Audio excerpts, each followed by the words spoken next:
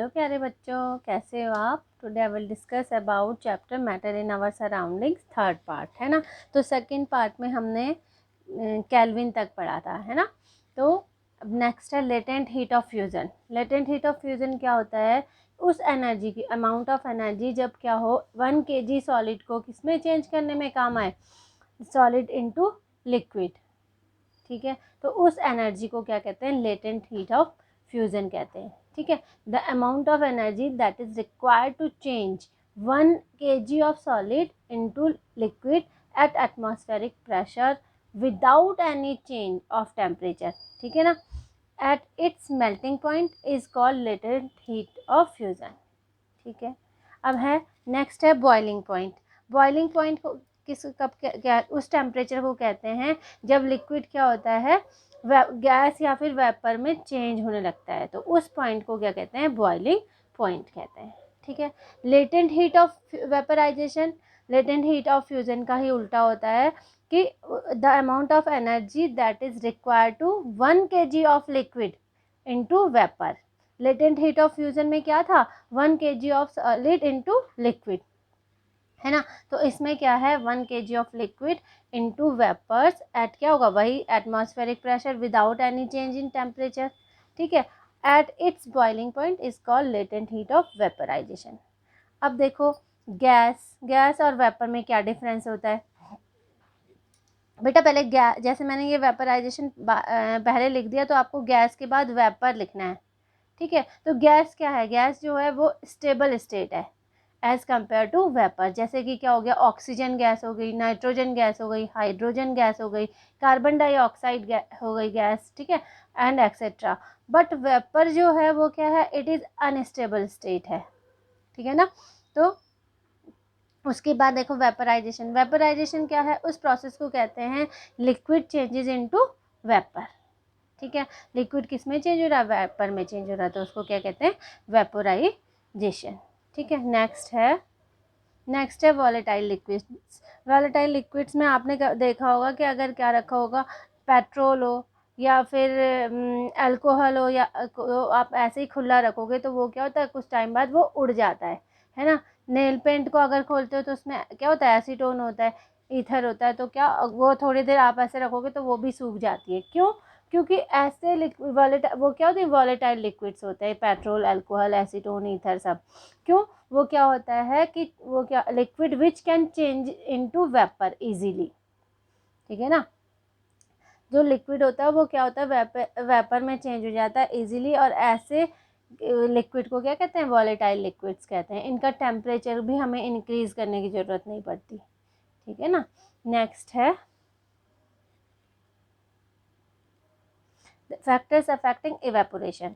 अब देखो surface area, अगर सरफेस एरिया क्या होगा? ग्रेटर होगा, तो इवेपोरेशन भी क्या होगा? रेट ऑफ इवेपोरेशन भी क्या होगा? ग्रेटर होगा। कैसे? अब आपकी मम्मा ने कपड़े धोए, ठीक है, कुछ कपड़े आपकी मम्मा ने पूरे क्या कर दिया?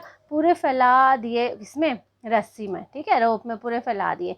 कुछ कपड़ों को ऐसे ही कुचुर पुचुर करके रख दिया, तो कौन से कपड़े जल्दी सूखेंगे?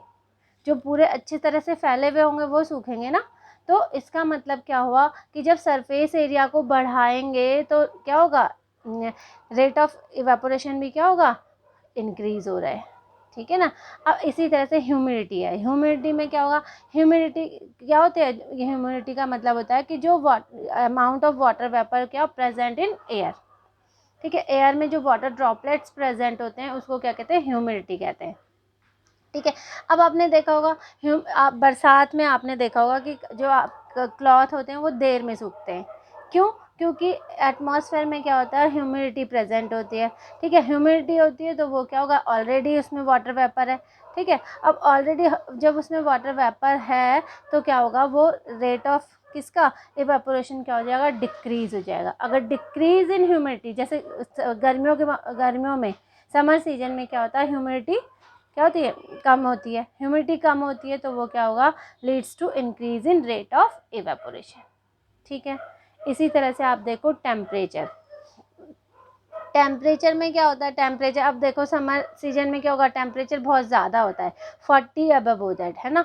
तो अब जब टेम्परेचर ज़्यादा होता है तो रेट ऑफ इवेपोरेशन भी क्या होता है, इंक्रीज रहता है कि नहीं। क्यों? क्योंकि जब टेम्परेचर ज़्यादा है तो मोर नंबर्स ऑफ पार्टिकल्स जो होंगे वो क्या करेंगे, गेन करेंगे किसको, काइनेटिक एनर्जी को, और वो काइनेटिक एनर्जी को गेन करेंगे और कहाँ, किसी स्टेट में पहुँचेंगे, वेपर स्टेट में पहुँचेंगे। अब सर्दियों में क्या होगा, सर्दियों में टेम्परेचर क्या होता है, कम होता है ना। तो उसमें आपने देखा होगा कि आपके क्या जो क्लॉथ्स होते हैं वो भी क्या होते हैं, देर में सूखते हैं। ठीक है। नेक्स्ट है विंड स्पीड। विंड स्पीड में देखो, अगर आप अभी भी आजकल भी क्या करो, उसको पंखे के नीचे रख दो। सर्दियों में भी क्या होता है, जब कपड़े नहीं सूखते तो पंखे के नीचे रख दोगे तो उसके क्या होगा, तो जल्दी सूखने लगते हैं ना। तो वो क्या, विंड स्पीड्स का मतलब है द रेट ऑफ इवेपोरेशन क्या होगा, इंक्रीज होगा। किसके साथ साथ, अगर विंड स्पीड को इंक्रीज करोगे तो। ठीक है। क्यों? क्योंकि जो पार्टिकल्स ऑफ वाटर वेपर होते हैं are taken away decreasing the amount of water vapours in atmosphere. ठीक है। अब इफेक्ट ऑफ इवेपोरेशन आपने देखा होगा कि गर्मियों में क्या करते हैं लोग, बाहर अपने पाइप से थोड़ा छिड़काव करते हैं पानी का, है ना। अब उससे क्या होता है, आपको कूल, उसमें क्या होगा, कैसा फीलिंग आती है कि उससे क्या होता है, कूल होने लगता है। क्यों? क्योंकि क्या होगा, इवेपोरेशन जो होता है लीड्स टू कूलिंग, बिकॉज जो उसमें क्या होंगे, हाई एनर्जी मॉलिक्यूल्स होते हैं वो सरफेस को लीव कर देते हैं। अब जो बाकी बचे मॉलिक्यूल्स होंगे उसमें एनर्जी क्या होगी, डिक्रीज हो जाएगी। जब बाकी बचे हुए मॉलिक्यूल्स में एनर्जी डिक्रीज हो रही है तो इसके कारण क्या होगा, टेम्परेचर क्या होगा, ड्रॉप हो जाएगा। और जो part of liquid that is left, इसके कारण, तो इसके कारण क्या, इसका मतलब क्या है, इवेपोरेशन कॉजेज कूलिंग। ठीक है। अब आपने देखा होगा कि आप गर्मियों में भी क्या, बहुत गर्मी लग रही होती है, नहा के आते हो, नहा के आने के तुरंत बाद क्या, पंखे के नीचे बैठ जाते हो, तो क्या होगा, आपको थोड़ा सा ठंडक मिलती है ना। तो वो भी किसके कारण मिलती है, ये इवेपोरेशन के कारण मिलती है। अब देखो, आपने देखा होगा कि समर सीजन में लोग क्या तो कॉटन पहनते हैं या फिर वाइट क्लॉथ पहनते हैं ना। क्यों? क्योंकि जो कॉटन क्लॉथ होता है वो क्या होता है, गुड एब्जॉर्बर होता है वाटर का, है ना। अब उससे क्या होता है, helps in absorbing the sweat, है ना, किसके, कॉटन। तो उससे क्या होगा, स्वेट जो होगा एब्जॉर्ब हो जाएगा और उसके वो एटमॉस्फेयर में एक्सपोज होगा और उसके कारण क्या होगा, इवेपोरेशन होगा किसमें, समर सीजन में। और इसके कारण क्या होगा, it causes cooling of our body. तो यहाँ आपका चैप्टर कंप्लीट हो गया है। आई होप आपको चैप्टर अच्छे से समझ में आ गया होगा, है ना। बच्चों, अगर आपको कोई चैप्टर डिफ़िकल्ट लग रहा है तो वो आप कमेंट करके मुझे बता सकते हो, तो नेक्स्ट वीडियो में उसी चैप्टर को एक्सप्लेन कर लूँगी। ठीक है। समझ में आया? Yes ma'am. मज़ा आया? Yes ma'am.